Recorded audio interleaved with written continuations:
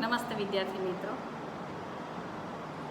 ગઈકાલના વિડીયોમાં આપણે જોયું હતું કલા એટલે શું, કલાની વિભાવના એક વિડીયોમાં આપણે જોઈ ગયા. એ વાત કરતાં કરતાં આપણે કલાના જે પ્રકાર છે, બે પ્રકાર, એક પ્રકાર છે લલિત કલા અને બીજો પ્રકાર છે તે લલિતેતર કલા. લલિત કલાને આપણે ફાઇન આર્ટ્સ અંગ્રેજીમાં કહીએ છીએ, ગઈકાલે આપણે જોયું એ પ્રમાણે, અને લલિતેતર કલાને આપણે કહીએ છીએ એ યુઝફુલ આર્ટ એટલે કે ઉપયોગી કલા. હવે ત્યાં સુધી આપણે અટક્યા હતા કે બધી જ વાત કરી ગયા છે લલિતેતર કલામાં કે જે માનવ જીવનમાં એ ઉપયોગમાં આવે છે, જરૂરિયાતવાળી એ કલાઓ છે. તો લલિત કલાની વાત કરતાં આપણે જોયું હતું કે લલિત કલાના જે પ્રકારો છે એ લલિત કલાના પ્રકારોમાં સ્થાપત્ય કલા, શિલ્પકલા, ચિત્રકલા, સંગીત કલા અને સાહિત્ય કલા. એની વાત કરતાં આપણે સ્થાપત્ય વિશેની વાત કરી હતી. સ્થાપત્ય એટલે જ મકાન, એટલે કે ઇમારત. કલાત્મક રીતે મકાન બાંધવાની જ કલાને આપણે સ્થાપત્ય કલા તરીકે ઓળખીએ છીએ, એમ ગઈકાલે આપણે જોઈ ગયા હતા. પથ્થર, ઈંટ, ચૂનો, માટી, લાકડું વગેરે જેવા ભૌતિક સાધનોથી એટલે કે ઉપાદાનોથી જ સ્થાપત્ય કલાનું નિર્માણ થાય છે. સ્થાપત્ય કલાના આ બધા જ ઉપાદાનો છે, આપણે જોઈ ગયા તેમ. તાજમહેલ, ગોળ ગુંબજ, ઢળતો મિનારો, દેલવાડાનું મંદિર કે કોઈ મસ્જિદ કે કોઈ રાજમહેલ કે હવેલી, આ બધા જ સુંદર મહાકાય સ્થાપત્ય કલાના નમૂના છે. કુટીર પણ સ્થાપત્ય કલાનો નમૂનો ગણાય છે. સ્થપતિ એ સ્થાપત્ય કલાનો કલાકાર છે. એણે પણ પાછો કડિયા, સુથાર અને મજૂરનો સાથ લેવો પડે છે.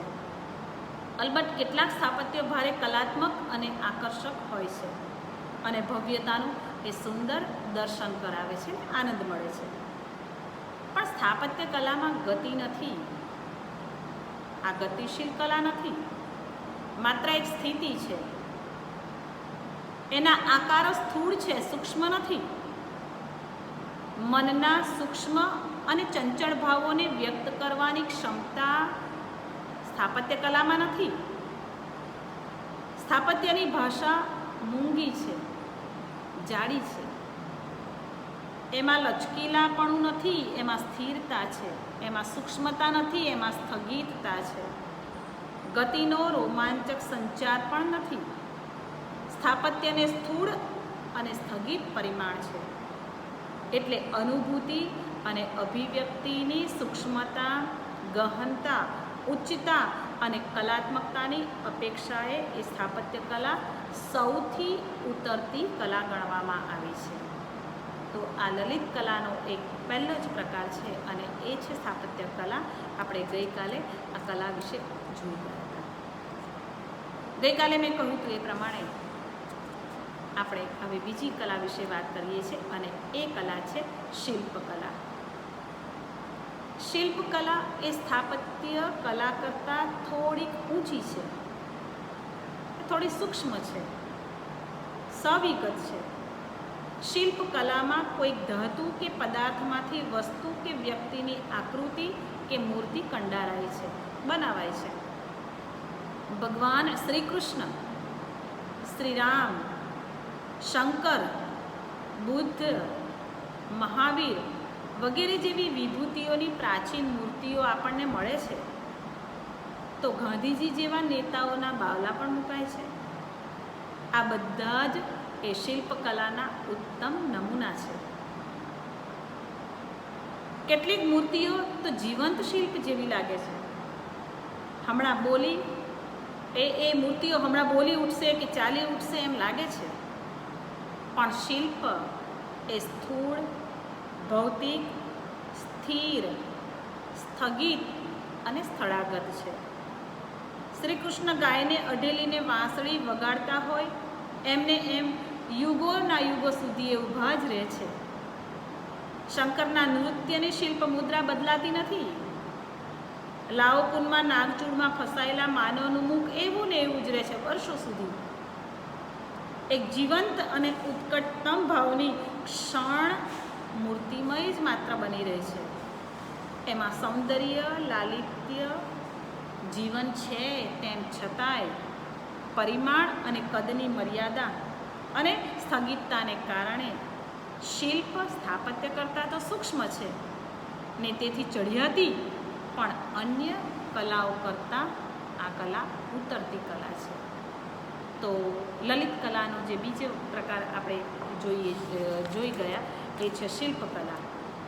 અને શિલ્પનું માધ્યમ આપણે આગળ જોયું તે પ્રમાણે કે પથ્થર કે કોઈક પ્રકારની ધાતુ, હથોડો અને ટાંકણ વગેરે છે. આરસ અને સાદો પથ્થર કે જુદી જુદી ધાતુઓમાંથી મૂર્તિઓને સર્જવાનું કામ શિલ્પકારનું છે.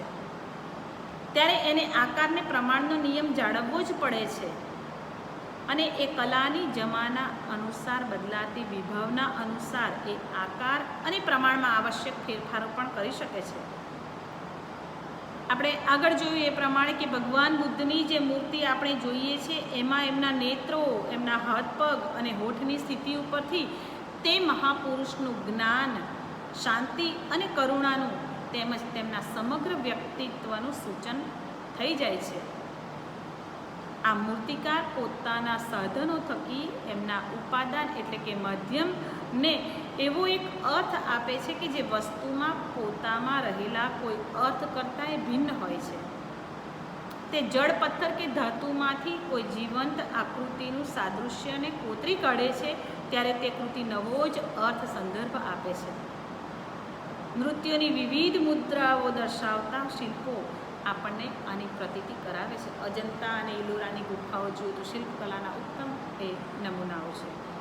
આમ છતાંય મૂર્તિ વિધાનમાં પણ એના ઉપાદાનની મર્યાદાને કારણે ગતિ ધર્મનો અભાવ દેખાય છે. એમાં કોઈ એક જ ક્ષણને પસંદ કરીને એ સમયની ગતિસ્થિતિનું આલેખન કરવામાં આવે છે. એથી એમાં એક પ્રકારનું સ્થિર સૌંદર્ય થતું હોય છે. કોઈ હસતા બાળકનું શિલ્પ ઘડીભર જીવંત લાગે, પણ હાસ્યનું સૌંદર્ય તેની તરલતામાં રહેલું હોય છે. એથી આપણે થોડોક વધારે સમય એ હાસ્ય કરતા બાળકના શિલ્પ સામે જોઈ રહીશું તો એમાં કૃત્રિમતા અને સ્થૂળતા દેખાઈ આવ્યા વગર રહેતી નથી. એ દૃષ્ટિએ આ શિલ્પકલા પણ સ્થૂળ અને અગતિશીલ છે. પણ સ્થાપત્ય કલા કરતાં એ થોડીક ઊંચી કલા છે. ત્યાર પછીની કલા વિશે ત્યાર પછી એ ત્રીજા પ્રકારની લલિત કલાની વાત કરીએ તો તે છે ચિત્રકલા, ચિત્રની કલા. ચિત્રનું ઉપાદાન છે કોઈ ફલક, એનું માધ્યમ કે ચિત્રકાર એ એના માધ્યમથી એ ચિત્ર તૈયાર કરે છે. અને રંગ રેખાઓ ચિત્ર ફલક પર આલેખાય છે, તેથી એને બીજું કોઈ જ પરિમાણ નથી. એ રીતે શિલ્પ અને સ્થાપત્યને લંબાઈ, પહોળાઈ અને જાડાઈના પરિમાણ મળે છે એ લાભ છે. ચિત્ર તો સપાટ છે, એમાં જાડાઈ, ઊંડાણ પણ રંગરેખાની છાયા લીલાથી જ એને આલેખવા પડે છે ચિત્રકારને. પણ ચિત્રમાં વધુ સૂક્ષ્મતા, વિગત, વિલાસ થઈ શકે છે. ચિત્ર એટલે જ મૂગી કવિતા. એ મૂગી કવિતા જેવું જ હોય છે. એના રંગો અને રેખાઓની લીલા એ અનોખી ભાવ સૃષ્ટિ સર્જે છે. પ્રભાવ પણ એવો જ ઊભો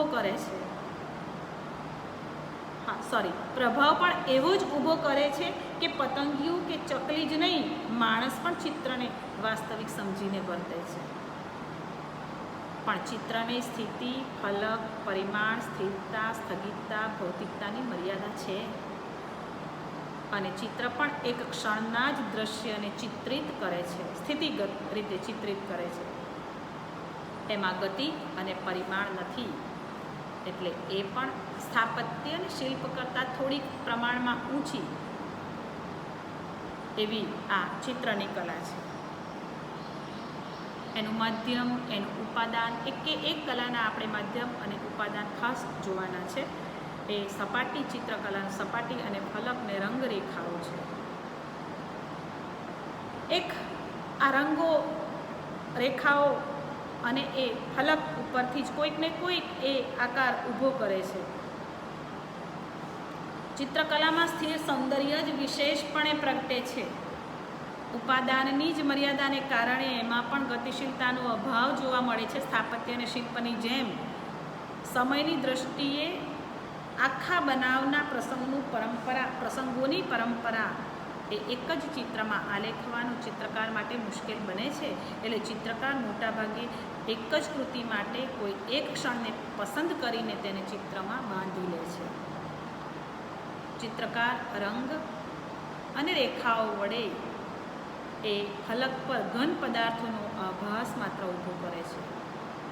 એ વસ્તુની કેવળ નકલ કે અનુકરણ નથી કરતો, પણ એનું અર્થઘટન કરે છે. આ જોતા મૂર્તિકલા કે સ્થાપત્ય કલા કરતાં ચિત્રકલામાં રજૂ થયેલા વસ્તુનું મનોગ્રાહ્ય સ્વરૂપનું સવિશેષ પ્રાધાન્ય હોય છે, એ સ્પષ્ટ છે. આ રીતે જોતાં એ સ્થાપત્ય કલા અને શિલ્પકલા કરતાં પ્રમાણમાં થોડી એવી ઊંચી કલા છે. એ પછી લલિત કલાનો જે ચોથો પ્રકાર છે એ છે સંગીતની કલા, એટલે કે સંગીત કલા. સંગીતનું માધ્યમ, સંગીતનું ઉપાદાન એ અવાજ એટલે કે નાદ છે.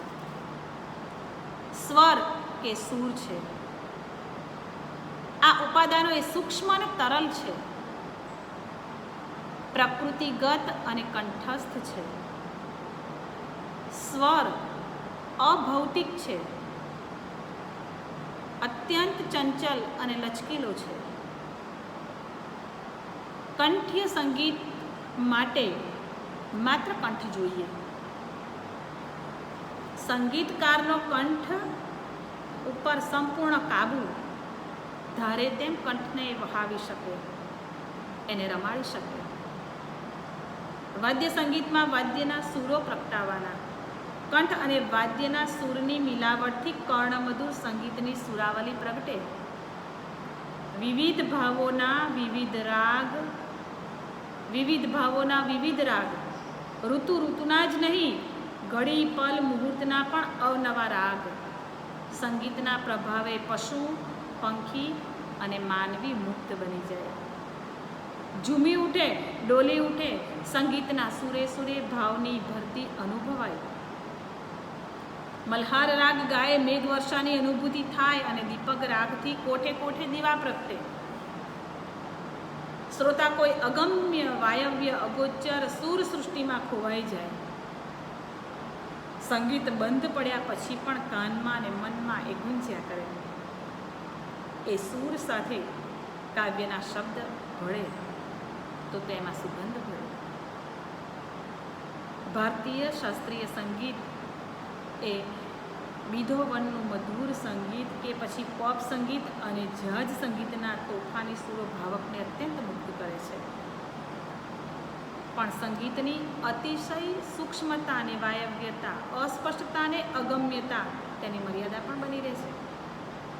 સૂક્ષ્મતા સાથે વિશદતા નથી. માનવ મનની અનેક સંકુલ અને જટિલ લાગણીઓને વર્ણવી શકાતા નથી. સંગીત માટે જ્ઞાનની જાણકારી જોઈએ, નહીં તો હાસ્યાસ્પદ સ્થિતિ પણ ઊભી થાય.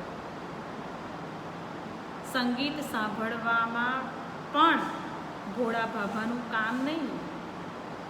ગીત વગરનું સંગીત સમજવું, આસ્વાદવું પણ અઘરું. એથી કેટલાક એવા હોય છે કે ચલત રાજકુમારી સાંભળીને પોતે જ ચાલવા માંડે. સિને સંગીત શાસ્ત્રીય રાગો પર આધારિત ગીત સંગીત કે સુગમ સંગીત બની લોકપ્રિય બન્યું છે. સંગીત શ્રાવ્ય કલા છે અને એનું ઉપાદાન સૂક્ષ્મ છે. તેથી જ એ સાહિત્ય કલા પછીનું ઉચ્ચ સ્થાન ધરાવે છે. એટલે કે સંગીત કલાના જે ઉપાદાન છે એ સૂર, કંઠ એટલે કે સ્વર છે. એ ઉપાદાન થકી સંગીત કલાનું નિર્માણ થાય છે. પણ એ સ્થાપત્ય કલા, શિલ્પકલા અને ચિત્રકલા કરતાં એ થોડીક વધારે ચડિયાતી છે, કારણ કે એના ઉપાદાનો સૂક્ષ્મ છે અને એમાં ગતિશીલતા છે. એટલા માટે આ આગળ જોઈ એ અન્ય કલાઓ કરતાં આ કલા થોડીક ચડિયાતી છે એમ કહી શકાય. એટલે કે સંગીતકાર એ પોતાના કંઠને જ કેળવણી આપીને નાદની વ્યવસ્થામાં સૌંદર્યનું નિર્માણ કરે છે. સ્વરોની સંવાદિતાના નિયમમાં સમયની માત્રાનો પણ ખ્યાલ કરે છે અને સંગીતને અર્થવાળા શબ્દો સાથે કશો સીધો સંબંધ નથી. સંગીતમાં એના ઉપાદાનની અસ્પષ્ટતા કે સંદિગ્ધતા એવું વિશિષ્ટ મૂલ્ય એ છતું કરે છે. સંગીત સૌથી વિશેષ પ્રત્યક્ષ અસર કરનારી કલા છે. એ વિશાળ ફલક પર વ્યાપારવાન થવાની શક્તિને કારણે સંગીત એ બાળકથી માંડીને વૃદ્ધ સ્ત્રી પુરુષ સુધી અને નિરક્ષરથી માંડીને વિદ્વાન સુધી સૌ કોઈને અપીલ કરે એવી કલા છે. માનવીના ચિત્તમાં રહેલી સનાતન વૃત્તિઓને સંગીતકાર સ્વરના જાદુથી સંબોધે છે અને એને આનંદમય બનાવે છે, આનંદલીન બનાવે છે. સંગીતનું માધ્યમ વધારે શુદ્ધ હોવાથી અત્યારના ઘણા વિવેચકો એને શુદ્ધ કલા તરીકે સન્માને છે. લય અથવા છંદ એ કવિતાનું અંગભૂત લક્ષણ નથી. આ લય તત્વને લઈને કવિતા પોતાના સૌંદર્યમાં વધારો કરે છે અને એટલે અંશે સંગીત કલાની સહાય લે છે એમ માનવું જોઈએ. આમ છતાં સંગીત કલાની એક મર્યાદા નોંધવી જોઈએ કે સંગીતકાર પાસે ગમે તેવું કૌશલ્ય હોય, ગમે તેવી પ્રતિભા હોય તો પણ વાસ્તવ પદાર્થોનું ને વિશેષપણે આકૃતિઓનું પ્રતિનિધાન યોજવામાં એ ભાગ્યે જ પૂર્ણપણે સફળ થઈ શકે છે. દાખલા તરીકે સમુદ્રના તોફાનો, વીજળીના ઝબકાર અને યુદ્ધનું મિશ્ર વાતાવરણ સંગીતકાર નાદોની યોજનાથી વિષયની અગાઉથી જાણ ન હોય તો આપણા ચિત્તમાં એ ભાગ્યે જ સ્પષ્ટ કરી શકશે. એ દૃષ્ટિએ જોતાં આ કલા પણ સાહિત્ય કલા કરતાં થોડી ઉતરતી છે, પણ અન્ય કલાઓ કરતાં આ સંગીતની કલા વિશેષ ચડિયાતી છે. તો લલિત કલાનો એક છેલ્લો પ્રકાર એ બધી જ કલાઓ કરતાં એ સર્વશ્રેષ્ઠ છે, સર્વોત્તમ છે. ઉચ્ચાવચતાની દૃષ્ટિએ એ સાહિત્યની કલા એ ચડિયાતી છે. તો એ સાહિત્ય કલા વિશે વાત કરીએ. આપણે આગળ જોયું એ પ્રમાણે કે સ્થાપત્ય કલાના ઉપાદાનોમાં જોઈ ગયા કે ઈંટ, ચૂનો, પથ્થર, સિમેન્ટ વગેરેથી સ્થાપતિનું નિર્માણ થાય છે. સ્થાપત્ય કલાનું સ્થાપતિકારો નિર્માણ કરે છે. શિલ્પકલામાં જોઈએ કે હથોડું, ટાંકણ, પથ્થર આ બધાથી શિલ્પની મૂર્તિ તૈયાર થાય છે, એટલે શિલ્પ તૈયાર થાય છે. શિલ્પીકારો એનું નિર્માણ કરે છે. ફલક, રંગ, રેખાઓ, કેનવાસ આ બધા ચિત્રકલાના ઉપાદાનો છે કે જેનાથી ચિત્રકલાનું નિર્માણ થાય છે. સ્વર અને નાદ એટલે કે કંઠ, સૂર આ બધા જ એ સંગીત કલાના ઉપાદાનો છે. એનાથી સંગીત કલા સર્જિત થાય છે. તો શબ્દ અને અર્થ, શબ્દનો અર્થ, શબ્દમાંથી નીકળતો અર્થ એ સાહિત્ય કલાનું ઉપાદાન છે અને આ ઉપાદાન એ અત્યંત સૂક્ષ્મ છે અને ગતિશીલ છે. એ દૃષ્ટિએ આ બધી જ કલાઓ કરતાં સર્વશ્રેષ્ઠ ચડિયાતી કલા હોય તો તે સાહિત્યની કલા છે. સાહિત્યનું માધ્યમ એટલે કે ઉપાદાન એ શબ્દ છે. શબ્દનું માધ્યમ અન્ય કોઈ પણ કલાના ઉપાદાન કરતાં ઓછું ભૌતિક અને વધારે શક્તિશાળી છે. સાહિત્યકાર જ્યારે શબ્દનો ઉપયોગ કરે છે ત્યારે અર્થ સાથેના એક ખાસ સંબંધનું નિર્માણ થાય છે. શબ્દકોશમાં પડેલા શબ્દો કોઈકને કોઈક પ્રકારનો ચમત્કાર લઈને સાહિત્ય કૃતિમાં આવે છે અને ઘણીવાર એક જ શબ્દ એ જુદા જુદા અર્થમાં પણ પ્રયોજાય છે. તો મિત્રો કેટલો બધો આ ચંચળ શબ્દ છે. ઘણા બધા સંદર્ભોને લઈને, ઘણા બધા દૃષ્ટાંતોને લઈને આખી સાહિત્ય કલાને આપણે પછીથી વિગતે જોવાની છે. ઘણીવાર એક જ શબ્દ એ જુદા જુદા અર્થમાં પ્રયોજાય છે અને જુદી જુદી અર્થ છાયાઓ એ અવનવું સૌંદર્ય સિદ્ધ કરે છે. આપણી પ્રાચીન વ્યાખ્યા પ્રમાણે, એટલે કે ભારતીય જે પૂર્વસૂરીઓ છે, ભામ છે, દંડી છે, વામન છે, કુંતક છે, એ કહે છે કે સાહિત્ય એટલે શબ્દ અને અર્થનું સહિતપણું.